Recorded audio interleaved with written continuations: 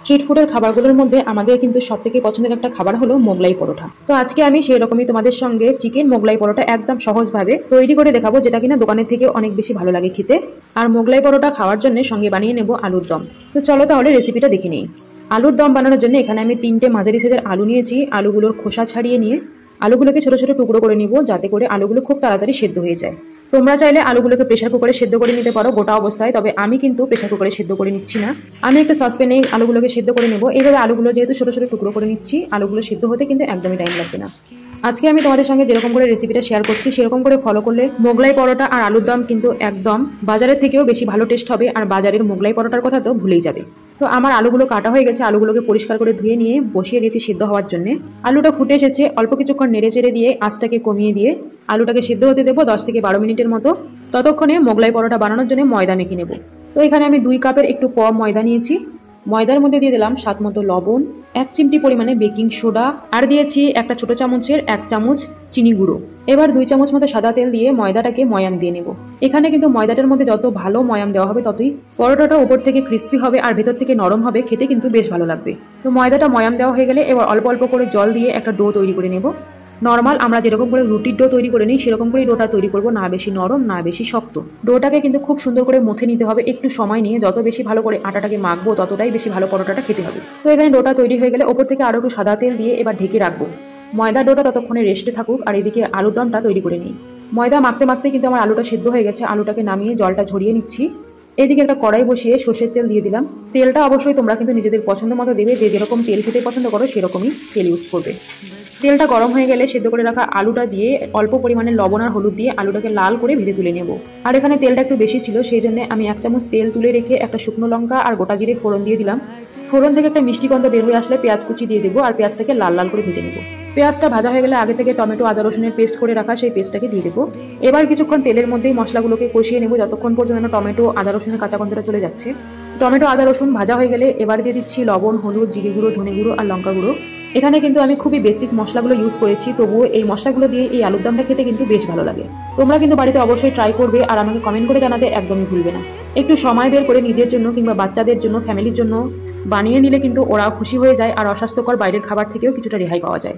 বানাতে কিন্তু একদমই টাইম লাগে না, আর বাড়ির জন্য, বাড়ির লোকেদের জন্য বানিয়ে দিলে ওরাও কিন্তু খুব খুশি হয়ে যায়। তো এদিকে কথা বলতে বলতে আমার আলুর দমটা কিন্তু প্রায় রেডি হয়ে গেছে। ঝোল দিয়ে দিয়েছি আর আলুগুলোকেও দিয়ে দিয়েছি। এবার ছোট চামচের 1/2 চামচ মতো গরম মশলা, কাঁচা লঙ্কা আর চিনি দিয়ে ঢেকে 3-4 মিনিটের মতো রান্না করলে কিন্তু আমাদের আলুর দম একদম রেডি। আমার রান্না করার সময় দেখে এত ভালো লাগছিল যে মনে হয় এক্ষুনি খেয়ে নিই। আমার আলুর দম কিন্তু একদম রেডি। এবার এই কড়াইটা একটু সাইডে রেখে এদিকে চলে যাব পরোটাগুলো বানানোর জন্য। এই যে দেখো ময়দার ডোটা কত সুন্দর নরম হয়ে গেছে। এখন ডোটাকে আবারও হাত দিয়ে কিছুক্ষণ ভালোভাবে মুথে নিব। যেহেতু মোগলাই পরোটা বানাচ্ছি সেই জন্য ডিম তো অবশ্যই লাগবে। তো এখানে আমি একটা বাটিতে 2টো ডিম ভেঙে নিচ্ছি। ডিমের মধ্যে কাঁচা লঙ্কা, পেঁয়াজ কুচি আর স্বাদ মতো লবণ দিয়ে ডিমটাকে ভালোভাবে ফেটিয়ে নেব। এবার ডিমটাকে পেঁয়াজ কাঁচা লঙ্কার সঙ্গে বেশ ভালো করে মাখিয়ে নিতে হবে। ডিমটা মাখানো হয়ে গেলে এখানে আমি 3 চামচ মতো ব্রেড ক্রাম দিয়ে দিচ্ছি। ব্রেড ক্রাম দিলে কিন্তু মোগলাই পরোটার ভেতর থেকে ডিমটা গড়িয়ে পড়বে না। এবার ফেটানো ডিমের সঙ্গে ব্রেড ক্রামটা বেশ ভালো করে মিশিয়ে নেওয়ার পরে একটা সাইডে রেখে দেবো। আর এদিকে ময়দার লেচি কেটে রুটি বানিয়ে নেব। এখানে একটা জিনিস বলে দেই, এই রুটি বানানোর সময় একদমই কিন্তু আটা বা ময়দা ইউজ করবে না। মোগলাই পরোটার রুটিটা বানানোর সময় এখানে অবশ্যই তেল দিয়ে রুটিটাকে কিন্তু বেলে নেবে। এই যে দেখো আমি যেভাবে রুটিটা বেলে নিচ্ছি ঠিক সেভাবেই রুটিটাকে বেলে নিতে হবে। আর তেল দেওয়ার কারণে বেলতে একদমই অসুবিধা হয় না, খুব সুন্দরভাবে গোল হয়ে যায়। এই যে এখানে কিন্তু আমার রুটি বেলানোর পিঁড়িটা যে আছে সেটা কিন্তু ছোট, সেই জন্য আমার রুটিটা কিন্তু ছোটই হয়ে গেছে। তোমাদের কাছে যদি বড় রুটি বানানোর পিঁড়ি থাকে তাহলে কিন্তু সেটাতেই বানাবে, তাহলে কি হবে বলো তো, মোগলাই পরোটাটা একটু বড় হবে। এই যে রুটিটা বানানো হয়ে গেছে, এবার 2 সাইড থেকে রুটিটাকে কিন্তু প্রথমে আমি ফোল্ড করে নিয়েছি। এবার মাঝখান থেকে ডিমের পুরটা দিয়ে দেবো। এই কাজটা কিন্তু খুব সাবধানে করতে হবে। আর ডিমের পুরটা দেওয়া হয়ে গেলে এবার উপর থেকে চিকেন কিমা দিয়ে দিচ্ছি। চিকেন কিমাটা এখানে আমি অফ ক্যামেরায় বানিয়ে নিয়েছি। এটা কম বেশি সবাই পারবে, সেই জন্য অফ ক্যামেরায় বানিয়ে নিয়েছি। আর যদি তোমাদের কাউকে রেসিপিটা লাগে তাহলে আমাকে কমেন্ট করতে পারো। তো এখানে ভেতর থেকে চিকেন কিমা আর ডিমের পুরটা দেওয়ার পরে এবার পরোটার 2 পাশটা ভালোভাবে মুড়ে দেওয়ার পরে খুব সুন্দর করে সিল করে দিতে হবে, নাহলে কিন্তু ভিতর থেকে ডিমের পুরটা বের হয়ে যাবে। এবার এদিকে আগে থেকে আমি তেল গরম করে নিয়েছি। এখন পরোটাগুলোকে তেলে ছেড়ে দেওয়ার আগে গ্যাসের আঁচটা কিন্তু একদম লোয়ে করে নিতে হবে। আর পরোটাগুলোকে লো আছে খুব আস্তে আস্তে ভেজে নিতে হবে, নাহলে কিন্তু ভেতর থেকে সেদ্ধ হবে না। একটু সময় নিয়ে পরোটাগুলোকে খুব আস্তে আস্তে ভেজে নিচ্ছি। দেখো উপর থেকে কি সুন্দর ক্রিস্পি হয়ে গেছে আর ভিতর থেকে কিন্তু একদম সেদ্ধ হয়ে গেছে। এখন পরোটাগুলোকে নামিয়ে নেব আর তোমাদেরকে কেটেও দেখাবো যে ভেতর থেকে দেখতে কেমন হয়েছে। আমি সত্যি বলছি বন্ধুরা, এটা খেতে এতটাই টেস্ট হয়েছে যে একবার না বানালে তোমরা বুঝতেই পারবে না। এই যে দেখো পরোটাটা উপর থেকে কি সুন্দর ক্রিস্পি হয়ে গেছে আর ভিতর থেকে কিন্তু অনেকটাই জুসি আর নরম হয়েছে। কাটার সময় আমার লোভ লাগছিল যে কখন আমি এটা খাবো। তো এই যে এখানে আমি ছোট ছোট টুকরো করে নিয়েছি। এবার সঙ্গে আলুর দম, সস আর পেঁয়াজ কুচি দিয়ে বেশ সুন্দর করে পরিবেশন করে নেব। তো বাড়িতে তো এখন কেউ নেই, আমার মেয়ে আর আমিই আছি শুধু, তো সেই জন্য আমাদের দুইজনের জন্যই পরোটা বানিয়েছি। আর আমার মেয়েকে যে কোনো খাবার যদি সসের সঙ্গে পরিবেশন করি, সেখানে যদি হার্ট শেপ দিয়ে ওকে দেওয়া হয়, ও কিন্তু খুব খুশি হয়ে যায়। তো এখানে শুধুমাত্র ওকে খুশি করানোর জন্যই আমি হার্ট শেপ করে নিয়েছি। আর দেখো ভেতর থেকে পরোটাটা কি সুন্দর জুসি আর নরম হয়েছে, আর ভেতর থেকে পরোটাটা খুব সুন্দরভাবে সেদ্ধ হয়ে গেছে।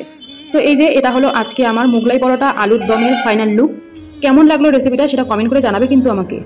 আর তোমরা কে কোথা থেকে আমার ভিডিওটা দেখছো আমাকে সেটা অবশ্যই কমেন্ট করে জানাবে, যাতে করে আমি তোমাদের সবাইকে থ্যাংক ইউ বলতে পারি। আর সবাই সুন্দর সুন্দর কমেন্ট করলে সাহস পায় পরের দিন আবার নতুন ভিডিও বানানোর জন্য। পরোটা আর আলুর দম খেতে কিন্তু বেশ ভালো হয়েছে। তো আজকের মতো আমি চললাম। আমার ভিডিও যদি তোমাদেরকে ভালো লাগে তাহলে ভিডিওটিকে লাইক কমেন্ট শেয়ার করে দিয়ে পেজটিকে ফলো করে দিতে কিন্তু একদমই ভুলবে না।